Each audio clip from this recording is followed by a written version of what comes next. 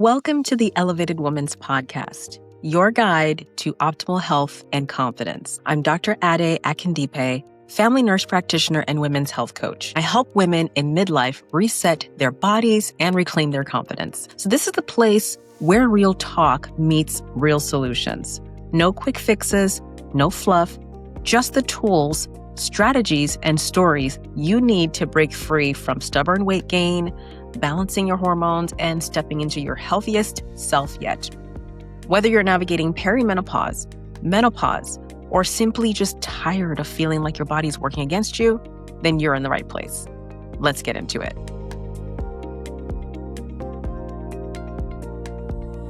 If you are a woman over 40 and you are fasting, but you feel tired instead of energized, you're bloated instead of feeling lighter, you're anxious instead of focused, or you feel like you're doing all of the right things, but you're not feeling good, or you're not feeling like you're getting the results from fasting, then you need to listen to this episode and share it with any other woman that at some point maybe try to incorporate fasting into their lifestyle.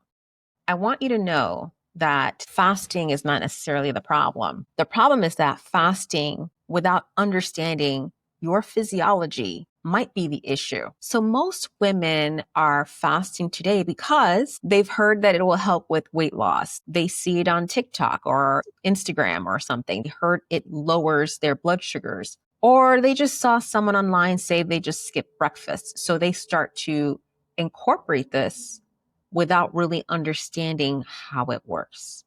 And I'm talking to you specifically, women who are in midlife. So you are over 35, 40 plus, and you've noticed changes in your body. You're gaining more belly fat or just gained weight all of a sudden. You didn't change anything. And this is something that you're incorporating. But I want you to understand that fasting is great, but fasting has to be done in a really specific way now. We've talked about hormones multiple times in previous episodes that your hormones are changing. Your stress tolerance is also changed. Your blood sugar regulation changed. Your muscle metabolism has changed or is changing. And if fasting is not aligned with why you're doing it, fasting can quietly run against you. Okay. I'm breaking this all the way down. We're going to talk about the science of fasting because you really need to understand the why and how it works, how fasting interacts with female hormones, the most common mistakes women make, how to match the fast to your specific goal, how to stabilize blood sugar, what actually breaks a fast, how to handle hunger correctly, and how to make fasting effortless instead of exhausting. So we're going to cover a lot in this episode because I think it's very important. What does fasting actually do in the body? So let's start with the basics. I don't want you to think of fasting as starvation. It's not about cutting back calories. It's about hormone signaling. So if you are interested in learning more about fasting, I'd recommend you read the book by Mindy Pelz. It's called Fasting Like a Girl. It's a very great book. It dives deeper into a lot of this. I also think even reading the book Obesity Code by Dr. Jason Fung, those are two good books that I would recommend reading if you are a geek about metabolism like I am. Absolutely get into those books. Okay, then it talks about how this all works in your body. When you stop eating for a period of time, several things happen. Your hormone called the insulin that's produced in your pancreas, those levels fall. Insulin is the hormone that tells your body to store energy. And how does your body store energy? It stores it as fat. So when your insulin levels go high, your fat burning is turned off. Think about that. Insulin goes up, right? Insulin is supposed to draw your sugar into your cells. So when your body recognizes that your blood sugar is high, it wants to produce more insulin. So the negative feedback loop, if you will, is for your body to store because your body thinks, wow, my blood sugar is really high. We need to store some of it for energy later in case you don't eat later. Right? We've talked, if you are listening to this podcast, maybe this is your first time, there's another episode that was recorded with my colleague, Jennifer Blackwell. And she does a really great job of explaining some of that shift that happened with us as we've evolved over time. How we went from going days and days, our ancestors go days and days without eating, but then they feast when they do hunt and gather, and then they have maybe one meal, one really, really large meal, but they're going hours, days without eating because they're hunting and they're maybe moving around and settling in different places and looking for maybe wildlife or plants to eat, right? But we've evolved where our metabolism and all those things that are working, not that they've changed, but our lifestyle has changed, right? We're eating a lot more. We're more sedentary. So we're doing all the things that work even less in our favor as we get older. So as we get older, we might get more sedentary. We might have more stress. So we're eating more of the wrong foods. We live in the world where there's technology around us, which is helping us, but it also backfires because we're not walking as much. We're not taking the stairs. We're taking the elevator. We're at computers all day. We're not moving. So that compounded with hormonal changes is what can really wreak havoc on our system, right? So again, going back to the insulin goes up. Your body wants to store the extra sugar, glucose, as stored energy, as fat. So that's when your blood sugar fluctuations increase and inflammation tends to increase as well. Now, the opposite of that is when insulin comes down, fat burning turns on. Yes. So high insulin, more fat, low insulin, less fat. You have more metabolic, what we call metabolic flexibility. That improves. Your body can now access the stored energy and use that instead of storing it when your insulin levels drop. I hope that makes a lot of sense. Okay. Fasting also does this wonderful thing called autophagy. Auto is the first few letters of that. Autophagy, however you want to say it, is your body's way of cleaning. It's your internal recycling system. It's a way of your body removing damaged cells, dysfunctional mitochondria. Your mitochondria is the powerhouse of your cell that really makes things run. It cleans up the cellular debris. So basically what I look at is it cleans house. So fasting actually allows your body to recover from damage. So that's why it's so linked to longevity, fasting that is. But, and this is very important, autophagy and fat loss are not the same thing. And they do not require, rather, the same fasting strategy. And for women in midlife, pushing too hard for autophagy can create stress. We're going to dive deep into it. Don't worry. Now, in your 40s and beyond, estrogen is no longer steady. Instead of a smooth rhythm where it's high one time of the month and it's lower another time of the month, there's a lot more fluctuations going on as you approach menopause. So these fluctuations, they can affect insulin sensitivity, how you respond to stress, how your thyroid is functioning, and your muscles. So that's why if you're fasting too long or too often or fasting under stress, that's why it can backfire. And that's why this is really important. So if your cortisol level, your stress hormone is too high, your body will hold on to fat. Your body will break down muscle. Okay. And the weight loss does not happen. Okay. So fasting must support hormones, not challenge them. Okay. Now let's get into the fasting mistakes. We kind of already touched on a little bit of it, but if you don't have a clear intention, okay, that's the first mistake we see. Women will want to do something right away. And one of the things they'll do is jump on a fast. They hear about, oh, I fasted for 16 hours and I have my eating window of 8. Okay. Or women will say, I'm fasting because it's a healthy thing to do. That's not enough. You must know why you are fasting because the goal determines the strategy that you use. There are 4 main reasons women can fast, okay? One would be to improve your blood sugar and improve insulin sensitivity.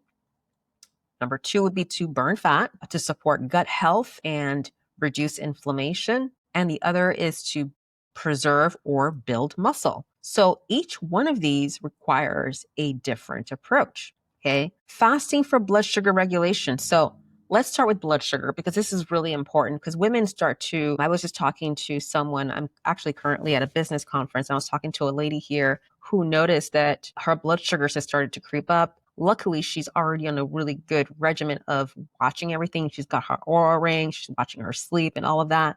But her doctor told her her A1C was 5.7. And although that's not considered horrible, and she's not diabetic, that tells me that her blood sugars are already on the rise.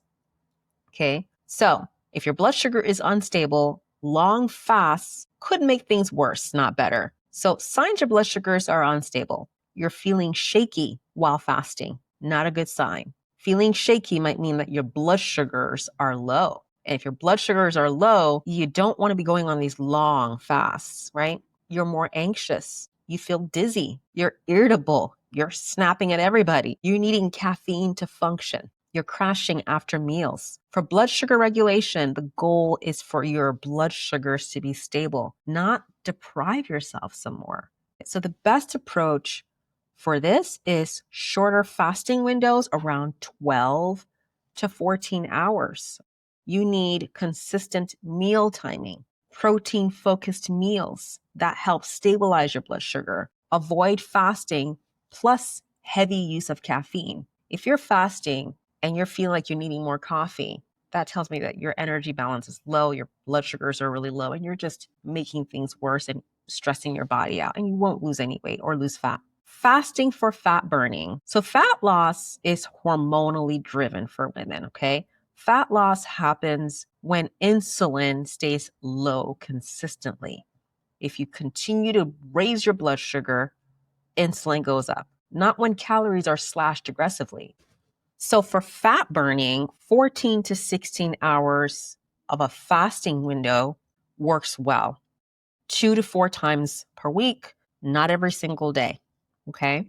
So the body needs feed days.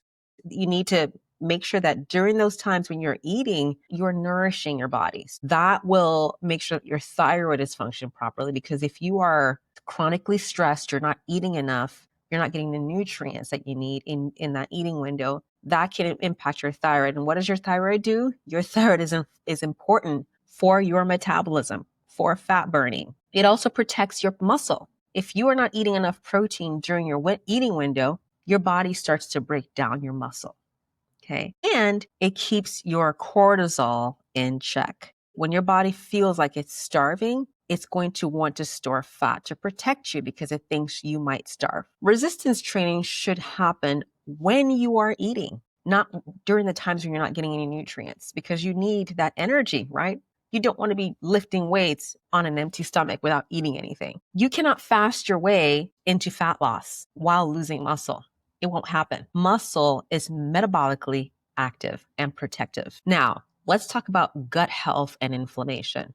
This one is big for women that are navigating perimenopause and menopause, because I just had a conversation with a client today who was talking about gaining a lot of belly fat and doing all the things that she thought she needed to do, but not really seeing a change. And this is someone that I feel improving the gut health will definitely help, and removing those triggers, whether it's food, whether it's anxiety, whatever that might be, that is impacting the gut. And your gut microbiome also changes with hormonal changes. So loss of estrogen, that leads to the kind of bacteria that actually lives in your gut, which can also impact inflammation. So inflammation rises and we start to gain belly fat. So the fat that is usually in our hip area shifts into the belly area. Women start to see that body composition change. And this is what we really help women try to understand, not just looking at the number on the scale, but trying to figure out how we can improve hormone signaling, like insulin, so that your body can start going into fat burning mode again. So gut focused fasting really needs to focus on gentle fasts.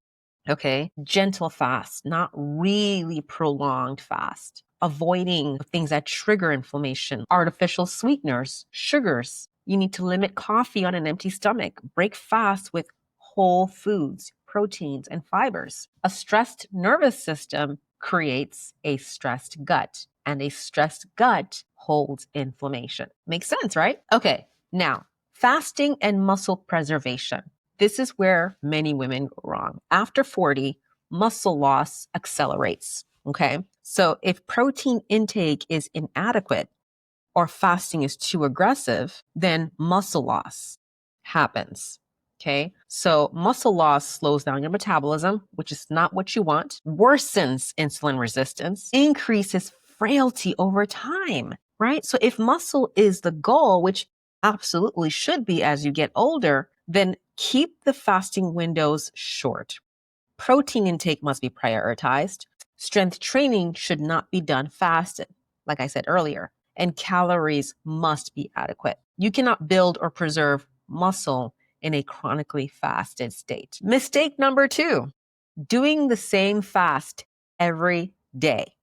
Doing the same fast window every day creates adaptation. Our bodies are very smart, right? So it'll adapt with time. So you need to kind of keep the body guessing, if you will. That way it doesn't get used to it and it adapts. And then you kind of come to a standstill. You don't see any shifts anymore. You don't get the result that you're looking for anymore. Your body's efficient, okay? Fat loss stalls, hormonal stress builds. Variation is very essential. So this might look like doing some 12-hour fasts, some 14-hour fast, taking a break in between so that your body is like, oh, this is new. You got 14 hours today? Okay. And then you have fully fed days. If you keep that rhythm where you're varying it, giving your body time to be fed and not just eating, but nourishing your body, then your body responds to that rhythm. And it's not rigid where you're not eating at all. When you do eat, you're not getting in enough calories.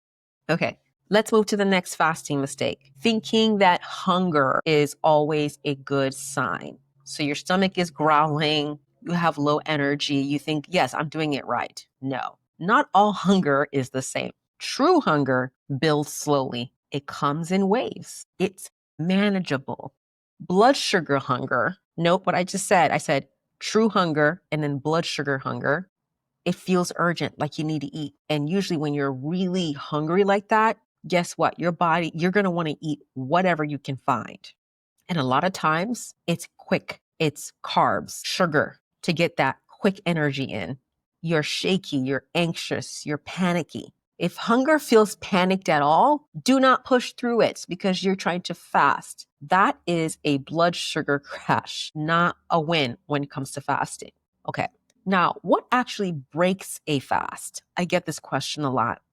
A fast is broken when insulin rises. What does that mean? You're essentially breaking your fast, your breakfast, right? Breaking a fast. So anything that's going to break your fast, raise your insulin, meaning your blood sugar goes up, you've essentially broken your fast. So things that break a fast are things like creamers, MCT oil, collagen, bone broth, sweeteners, flavored drinks. Yeah. Even if the calories are low, insulin still responds. So things that are generally safe to do are things like water, mineral water, black coffee, in moderation though, unsweetened tea, salt or electrolytes without any sweeteners in them.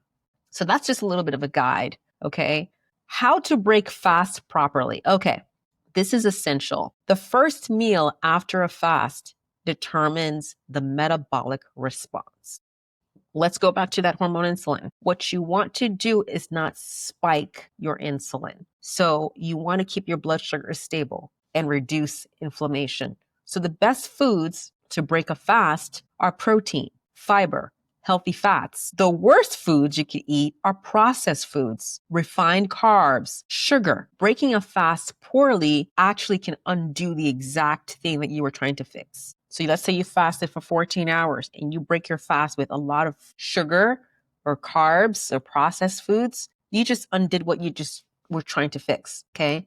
So to make it more effortless, I always encourage men to start with an early dinner. So start earlier in the day. You finish eating earlier in the day, not after a dessert or later in the evening. And then eating enough protein the day before during that window where you're eating, using minerals and electrolytes, maybe adding them to water, walking instead of intense exercise while you're fasted, prioritizing sleep, breaking the fast gently. If fasting feels hard every single day, then you're probably doing it too much. Okay, here's a bit of a coaching moment here. I want to talk about how to strategize fasting under what I call the Donray method. It's a method that I use to coach my clients. This will give you a simple way if you wanted to try to strategize for yourself. Instead of copying what everyone else is doing, do this.